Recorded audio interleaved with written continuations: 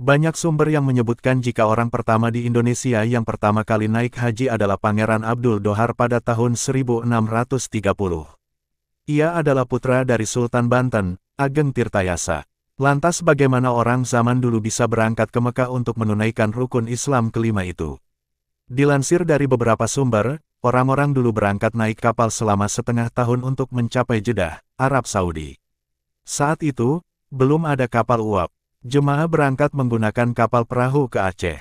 Dari Aceh, perjalanan dilanjut menggunakan kapal ke India.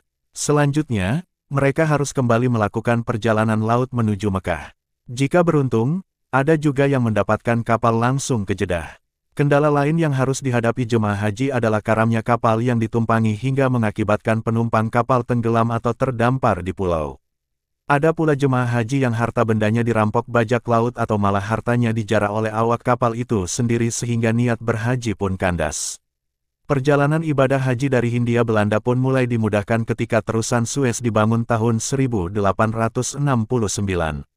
Saat itu jumlah kapal uap yang berangkat dari Hindia Belanda menuju Jeddah semakin ramai.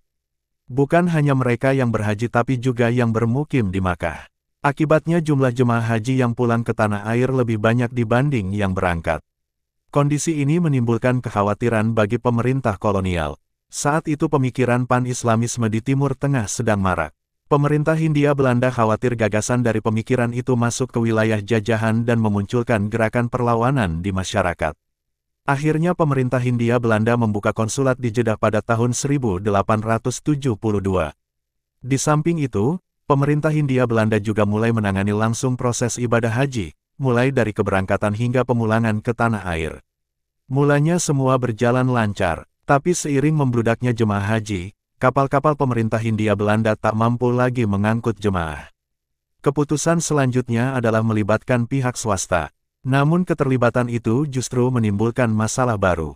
Dikutip dari buku Biro Perjalanan Haji di Indonesia Masa Kolonial, Agen Herklots dan firma Alsegov dan Co. Terbitan Arsip Nasional Republik Indonesia, ANRI. Dijelaskan, dibuka lebarnya pintu bagi pihak swasta untuk ikut terlibat menangani perjalanan haji menimbulkan akibat buruk.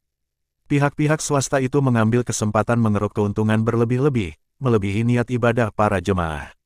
Orientasi ekonomi berlebihan itu berakibat sengkarut dalam pemberangkatan haji oleh swasta. Calo-calo bermunculan. Mereka adalah orang-orang yang ditugaskan mencari calon jemaah haji sebanyak-banyaknya. Jika target tercapai, para calo itu akan mendapat imbalan dari pihak swasta, yakni berangkat ke Jeddah secara gratis. Di atas kapal, kegiatan calo ini tak berhenti. Mereka menjadi calo untuk penginapan jemaah di Tanah Suci. Tentu saja mereka meminta uang tambahan dari para jemaah. Bagi jemaah yang kaya raya, persoalan ini mudah saja. Namun tidak begitu bagi jemaah dengan uang pas-pasan. Untuk memenuhi pembayaran, para calo biasa membujuk jemaah pas-pasan untuk menjual barang berharga dengan nominal sangat kecil. Bahkan banyak jemaah yang diperas habis hartanya hingga tak bisa melanjutkan ibadah haji di Makkah. Uang-uang jemaah itu kerap kali hanya cukup sampai perjalanan ke Singapura. Korban penipuan semacam itu disebut dengan istilah Haji Singapura. Selain pemerasan, agen keberangkatan haji swasta juga terlibat banyak penyelewengan. Salah satu kebobrokan yang paling disoroti pemerintah kolonial adalah yang dilakukan agen Biro Perjalanan Haji, Herklots dan firma Alsegov.